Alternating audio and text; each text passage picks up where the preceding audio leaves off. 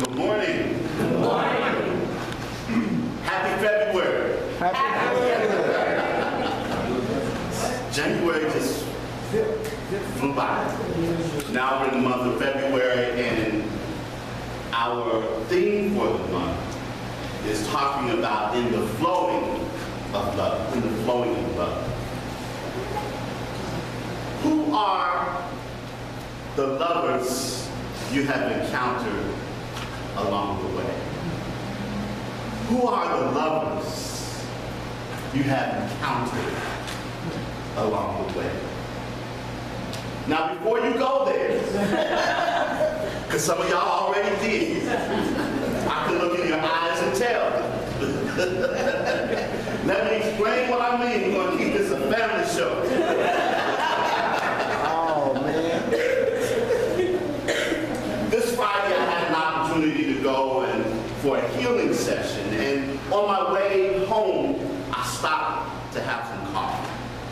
And I walked into the place, and there was a woman at the counter with long silver hair, and she was there at the cash register. She was taking a bit of time, and so I pulled my phone out and got my app to pay for my coffee and everything, and then she stepped aside, and they took my order, and as I was getting ready to pay for it, the cashier informed me, your drink's already been paid for. This nice lady is buying your drink. And so I turned to say thank you to her. And as I did, I looked in some eyes that were deep with wisdom, but more importantly, with love. And she smiled, she said, it was my pleasure. Thank you. And so I got my coffee and I sat down, and I noticed she was still up at the counter, and a few other people came in. It seemed like she knew them. I don't know if she knew them or not, but she greeted people that came in with just this general atmosphere and just general way of loving. And when she got ready to leave, I noticed a couple of the workers came around the counter and hugged her and said goodbye, and she walked out the door. And I thought about, here is a lover, a lover of people, a lover of life, a lover of who she is and where she is. And I thought about the fact of how many of us know people like that. I mean, it may be somebody that works in a place that we go to, and you can tell they love what they do. And they allow that love to come forth. And even when you might be having a bad day, or other people might be rude or inconsiderate to them, they don't allow how another person treats them to affect how they treat others. And they allow that loving to come through. And I'm sure that we've encountered people like that just at the right moment have come along and have shared with us and expressed love for us and let us know all about what it is and all about love. And those are lovers that we have encountered along the way. And you might be one of those people. You might be one of those people, and I think that this morning, as we move into this new month, and Robert McMillan reminded me, he'll be here next week, he reminded me that this was the love month. And so I said, well, we'll look at love, and we'll talk about love. And love is one of those words that gets bandied around a whole lot. You hear all kinds of love. People talk about love. They sing about love. They write poems about love. They dance about love. They paint about love. They do all kinds of things about love. And love is just one of those words that is so loaded with all kinds of things like that. But this morning, what I'd like to really look at is the fact that when we say that God is love, God is love, I want to go a little further. And I want to say that God is not just love, but God is loving. God is loving.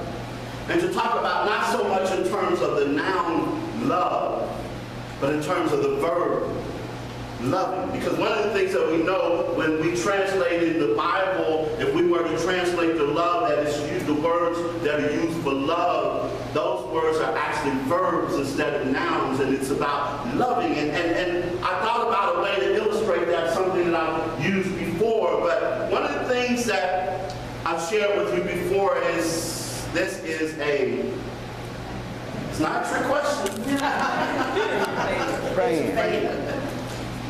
And we say that it's a fan, and when we talk about it being a fan, we talk about it being an object. It's a fan, and we do that. But then if I do this, I am fanning. But can I also say that this is a fan? Most of you would say no. But yet, I can fan. I can even take my hand and fan. What happens is that when we take the word love and we objectify it, we make it an object, then it becomes something static. It becomes something that we feel like that we have to acquire, and something that we have to own. As a matter of fact, we went to see a play last night, and a lot of the play was centered around the fact that people were trying to hold on and possess other people, even to the point where ultimately what they were trying to hold on to, they ended up accidentally killing and losing. But the thing of it is that whenever we think of love and of other people as being objects of love, then we get caught up in all that kind of jealousy and that judgment and that criticism and all of that. Have you ever thought about how there's some people that will tell you that they love you, but when they do, it's only when you act the way that they want them to that they love you? And then if you start acting in ways unlike the ways they wish would have you to be, then all of a sudden, the love goes out the window, walks out the door, because they are not practicing loving. And loving is unconditional. Loving is something that we allow from our inner essence to express itself. I can remember 7 years of age standing in the midst of all of these people that were yelling at me, telling me how bad I was, telling me that I was spoiled, telling me that I was rotten, telling me that I was a bad boy. They were saying that you don't even deserve to be around here. We don't like you. Get away from here. All of those things. What did I do? What did I do? Well, you know, I was a little boy, 7 years old. I used to watch Superman on television. And when Superman would get with two bad guys, sometimes he would get them close and he would knock their heads together and knock them out. And I thought, wow, that would be great to be able to do. And so there were these two girls that they were cousins, and I came up with an idea. I said, you know, you two look like twins. You know, stay a little closer together. As twins. And so they stood together, and I got up close, and I took, you know, said, yeah, then I got their heads, and boom. Much to my surprise, it didn't knock them out. But they started crying and screaming and all of that, and the adults and other kids that were in other parts of the church, we were down in the basement, and the fellowship hall came running over. And next thing I know, I was in the midst of all of these people yelling at me and pointing at me and telling me how bad I was and telling me what a bad boy I was. And in the midst of all of that and hearing that, I felt myself being lifted up. And I turned and I looked into the eyes of, there was a woman we called Aunt Emma. And Aunt Emma was one of our friends' godmother, but she really was godmother to a lot of us. She was the woman who always would have us over to her house. She didn't have any children of her own, but she would have us over there, and we would have spend the night sometimes, and she would have the girls upstairs with her and the boys downstairs in the basement, and she fixed us waffles and, you know, did all kinds of things, would make popcorn for us at night to watch television and all of those things. But in the midst of all of that, I turned and I looked into the eyes of Aunt Emma. And I heard her say to the group, she was a school teacher. She had one of those booming school teacher voices that, you know, don't take no mess. She said, he's not bad. what he did might have not been so good, but no one is bad. And in that moment, didn't realize it then, but she was sharing one of the basic principles that we have is that everyone is good. Everyone, by divine nature, is good. Now, there are people who may act unlike the way their true nature is. They may act as if they don't understand that they are good. But we all are good. By the very fact that we are expressions of God, we are all good. And so when I looked into her eyes that day, even though what I had done, I was ashamed of, and she certainly wasn't trying to excuse what I'd done or anything else, but she was trying to assure me that even though I had made a mistake, I still, at my essence, was good. I still deserve love.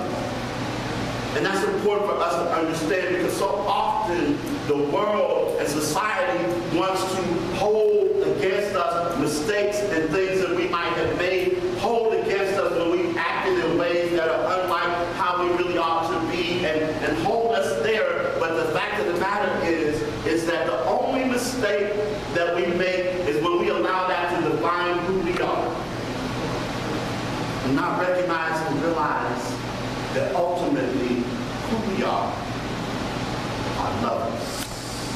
Lovers along the way. And so I think about how can we be in our lives lovers. And if you will, one of the meditations that we do here at Open Heart from time to time is this. I invite people to sit quietly and ask them to think of something or someone or some place in which they feel loved and loving. And allow that feeling to flood right here, to flood your heart. And allow that feeling to rest there for a moment and see it as a bright light. And as you see it as a bright light, then begin to allow that light, that love to expand. And as it expands, allow it to move out from just that space there so that it permeates your entire body. And as it permeates your entire body, then allow it to express itself out. Because you never know who might need that love that you have within you. But when you learn to allow yourself to express that love, to go to that heart space, to go into that place, into that inner essence that is the foundation of love. There's a part that's saying to be receptacle of love. It's that place that is divine, that is expressing as us, that is loving. And when I think about that, I think about the fact that you and I can be the place where love shows up and expresses itself for somebody else. It may be something as simple as buying another person a cup of coffee in a coffee shop. It may be a kind word that we say to someone, or just a touch to let somebody know that we're thinking about them. It might be that we, in the midst of seeing someone who has been mistreated by other people, letting them know that you're okay, that you're all right, that you are indeed lovable, and I am expressing love to you right here and right now. It might be just standing right where you are and just sending vibrations of love out wherever it might go, because the thing of it is that the Course of Miracles reminds us that love waits not on action, but love. And when we find places and people and situations where we open ourselves up and we become loving, somebody's life will be changed. But And not only that, when we allow ourselves to be that place of love for somebody else, there's a bonus. I can't tell you how many times as a minister that I have gone to comfort or to encourage or to inspire someone else. And I come away even more so. I wonder, I hope they got half as much out of this encounter, out of this exchange, out of this talk, out of this expression of love, whatever it might be, as I did. And that wasn't even my motivation. But give, and it should be given to you. Love, and you will receive love in return. That's what being in love and flow is all about. And that is our charge this month, to be lovers along the way. Be awesome lovers. Be fantastic lovers. Be exceptional lovers. Be lovers. Be lovers. The greatest thing you'll ever learn is to love. Be loved.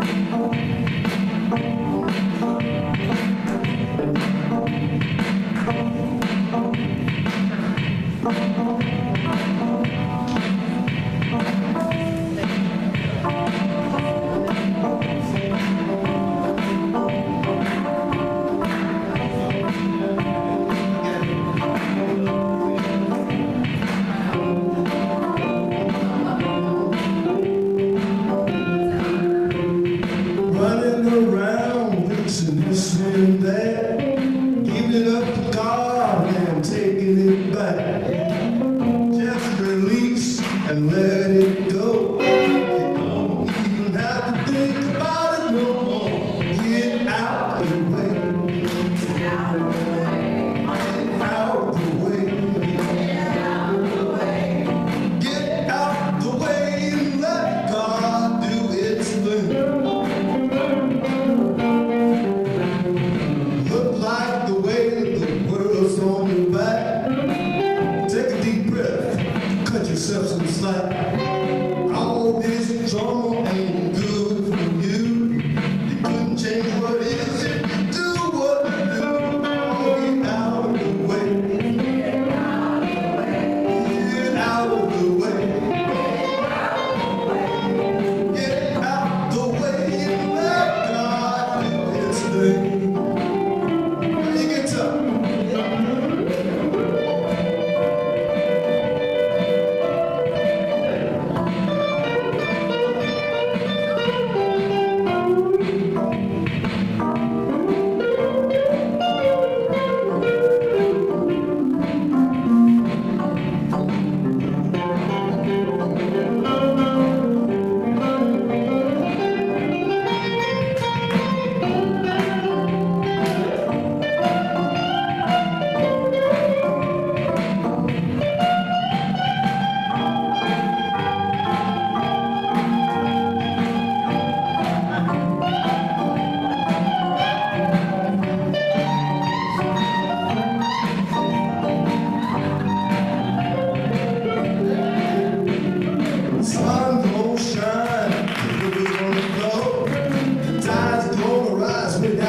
Say so. The universe is working.